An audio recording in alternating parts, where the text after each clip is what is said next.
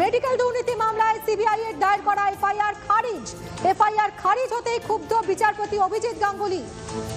শ্রাবন্তী সাহা রয়েছেন, আরো বিস্তারিত জানাবেন। শ্রাবন্তী, দেখো মিমি, এর আগেও আমরা দেখেছি বিচারপতি অন্য বিচারপতির বিরুদ্ধে তোপ দেখেছেন এবং সেখানে আজকে দেখা গেছে যে মেডিকেল ভর্তির যে মামলাটি ছিল গতকাল তিনি বলেছিলেন যে কোনো অর্ডার ছাড়া কিভাবে তিনি এই সিবিআই এর উপরে স্থগিতাদেশ প্রত্যাহার করার বিষয়টি মানতে পারছেন না। আজকে সকালে যখন খারিজ করে দেওয়া হয় তারপরে অত্যন্ত বিরক্ত হন বিচারপতি এবং তিনি বলেছেন বিচারপতি সৌমেন সেনের ডিভিশন বেঞ্চে যেহেতু মামলাটি চলছিল তিনি বলেছেন যে প্রধান বিচারপতিকে তিনি অনুরোধ করবেন, সুপ্রিম কোর্টের প্রধান বিচারপতিকে তিনি অনুরোধ করবেন যাতে বিচারপতি সৌমেন সেনকে ইমপিচ করা হোক। আপাতত এই মামলা চলছে এবং সেখানে তিনি অত্যন্ত হতাশ হয়েছেন কিছুটা বলা যেতে পারে।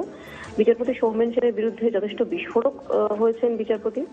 একই সঙ্গে বিচারপতি সৌমেন সেনের বিরুদ্ধে বেশ কিছু অভিযোগও এনেছেন বিচারপতি অভিজিৎ গঙ্গোপাধ্যায়।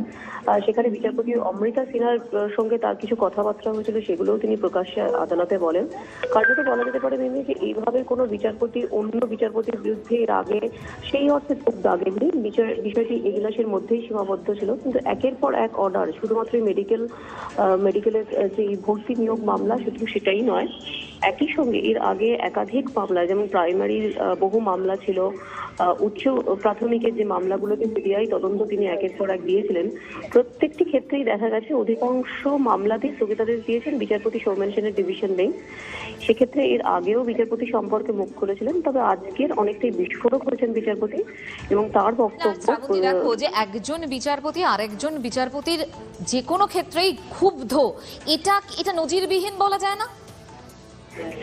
অনেকটাই নজিরবিহীন বলা যায়, তার কারণ আমরা দেখেছি যে বিচারপতি অভিজিৎ গঙ্গোপাধ্যায় এর আগে সরাসরি রাজনৈতিক দলের নেতৃত্বকে হুঁশিয়ার করেছিলেন। তিনি বলেছিলেন যে রাজনৈতিক দলের নেতাদের কিভাবে কাজ করা উচিত, কিন্তু বিচারপতি সম্পর্কে এই ধরনের কোনো বক্তব্য এর আগে কাউকে বলতে শোনা যায়নি। একই সঙ্গে তিনি একটা স্পষ্ট ইঙ্গিতও দিয়েছেন যে বিচারপতি কোনো রাজনৈতিক দলের হয়ে কাজ করছেন কিনা। সাধারণভাবে মন্দিরে আমরা দেখি যে রাজনৈতিক দলের নেতৃত্ব যখন আক্রমণ করেন, সম্প্রতি আমরা দেখেছিলাম যে কুণাল ঘোষ অনেকবার বিচারপতি অভিজিৎ গঙ্গোপাধ্যায়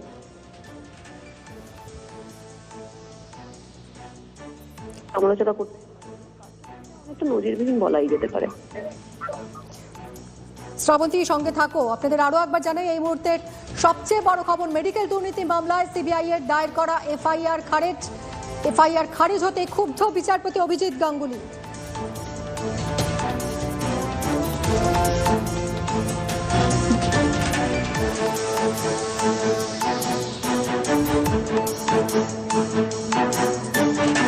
আরো একবার আপনাদের জানাই এই মুহূর্তের অন্যতম বড় খবর, মেডিকেল দুর্নীতি মামলায় সিবিআই এর দায়ের করা এফআইআর খারিজ।